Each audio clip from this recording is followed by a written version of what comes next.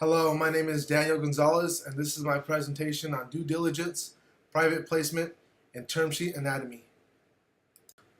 First, I'm going to talk about due diligence. Due diligence is an audit that needs to be done for investor protection. An investor that is considering providing funds for a company needs to do their due diligence before they offer any money to the company. Things the audit look for when doing the due diligence are: they want to make sure that a company is actually who they say they are.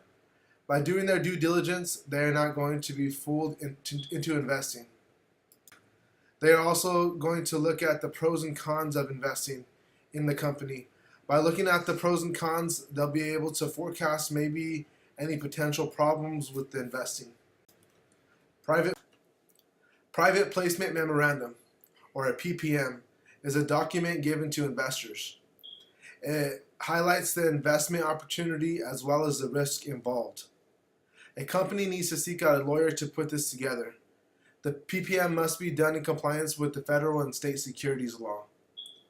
The outline of a PPM includes the introduction, which includes some information about the company, a summary of the offering terms, the risk factors involved, a description of the company and management, how the company plans to use the money they receive, description of the securities they will give, whether it be shareholders agreement or a promissory note for a debt offering, subscription procedures, which is the purchase agreement and investor certification. Private placement offering is when a company seeks funding from sophisticated investors.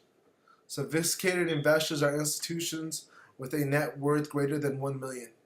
Some sophisticated investors include banks, insurance companies, and pension funds. Private placement is a much faster way of getting funds than a public offering. It is regulated by the SEC, however. A PPO doesn't have to be registered with the SEC. The term sheet is a starting point, and once received, the two parties begin to negotiate on the terms.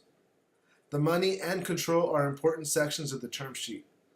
Money is important because investors want to make sure they get their money back. The control of the company is also important because both parties want control of the company. The investors feel it should be theirs because it's their money at stake, and the founders feel it should be theirs because it's their company. One big stipulation of the term sheet is who has control of the board of directors. After negotiation, some agree to have equal representation on the board, then have a neutral member. I hope you enjoyed this presentation.